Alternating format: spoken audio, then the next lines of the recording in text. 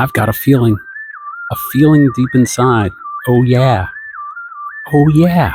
That's just a little tribute to Mr. Paul McCartney early on a Saturday morning here in December. Today is a very exciting day because I am seeing Poor Things. I just gonna go in and scoot on in there. Maybe I'll end up writing a review of one movie, even though I saw two. I don't know. What I do know is that this is an absolutely beautiful day. So please join me. I've got a feeling deep inside. Oh yeah, let's go.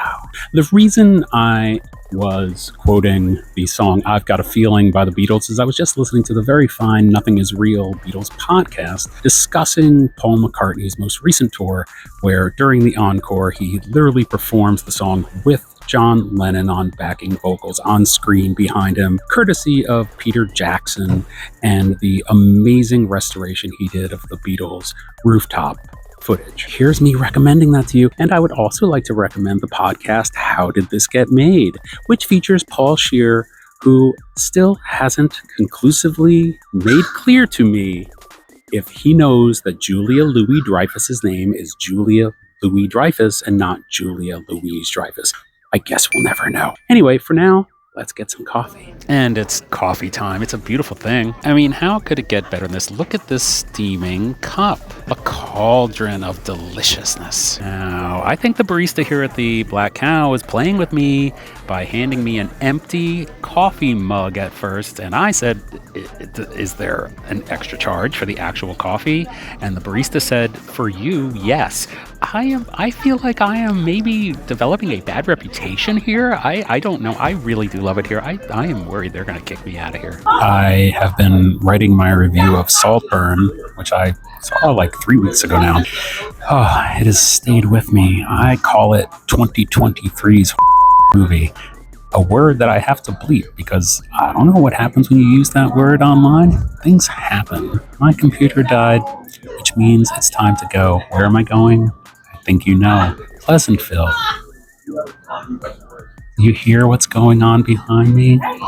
It never ends, but I mean, it's part of this environment. Let's go.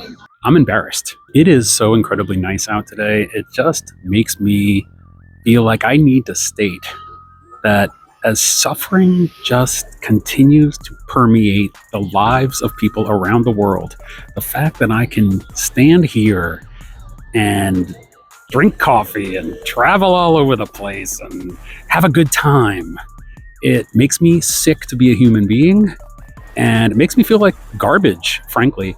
And I don't want to impose that on anyone. I don't want anyone to be feeling like garbage, but man, it's real. The hypocrisy and the feeling of separateness from the rest of humanity because you've got the life where you can just enjoy yourself while other people don't know if they have water to drink.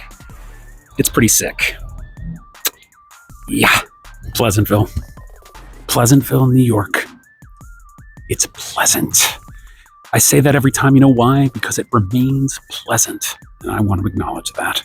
Also, I just received a text from my friend who I sent some song lyrics to earlier today, saying that he would get back to me with some comments. This scares me. I do not like that. I do not like criticism, although I know it is an essential component to grow as an artist. I am still not looking forward to this feedback. Barging my way into the Pleasantville Farmers Market again, I got that egg sandwich one more time just to make sure. Good, but not great. Isn't this nice? I am scared to see this movie. A nightmare that Bjork would wake up from screaming. Here we are again. The Jacob Burns Film Center. Oh, it's like my home away from home at this point. When you get a membership has its privileges. And what is my privilege? To sit my ass in this orange seat all the time. In fact, I've started dressing like the theater. If you can get through the first 20 minutes of Poor Things, you will be rewarded mightily. This movie has stuck with me over the last few days, where I was at an 8.4 out of 10 when I left.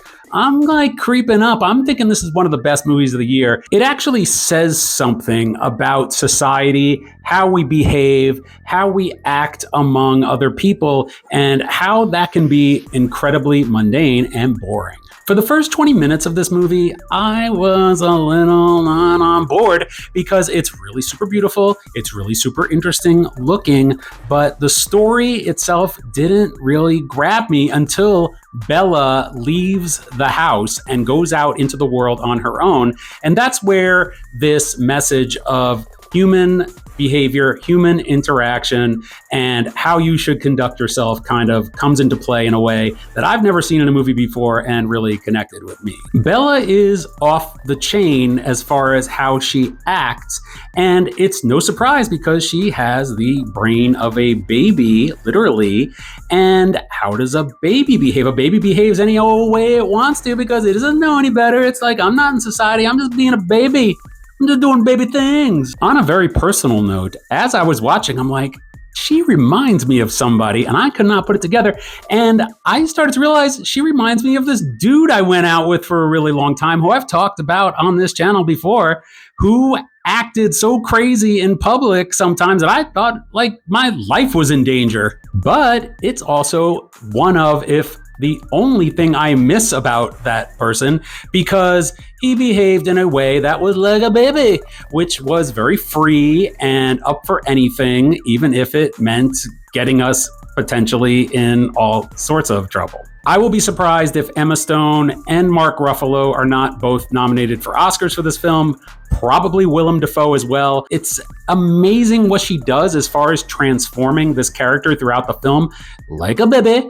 As she learns throughout the film, she becomes more sophisticated, more understanding of how to interact with the world, but it doesn't deaden down who she is, and that is pretty exhilarating. Mark Ruffalo as her comic foil who gets more and more frustrated, which kind of represents me in the relationship I was talking about a moment ago. As he gets more and more frustrated with her behavior, it's funnier and funnier and funnier. Mark Ruffalo in this film is just perfect, perfect, just great, hilarious, awesome. There's kind of a twist, surprise ending that obviously I won't reveal here, but it is a jump out of your seat and cheer kind of thing. Very, very satisfying. I wrote down the note cute. I just wrote the word cute in all capitals. This movie has heart. And that is not what I was expecting in that first 20 minutes. It seemed like it was going to be quirky for quirky's sake, dark for dark's sake, and that's not how I left it. I left it as, this movie has heart, this movie is cute, and this movie is something I am recommending for things. See it.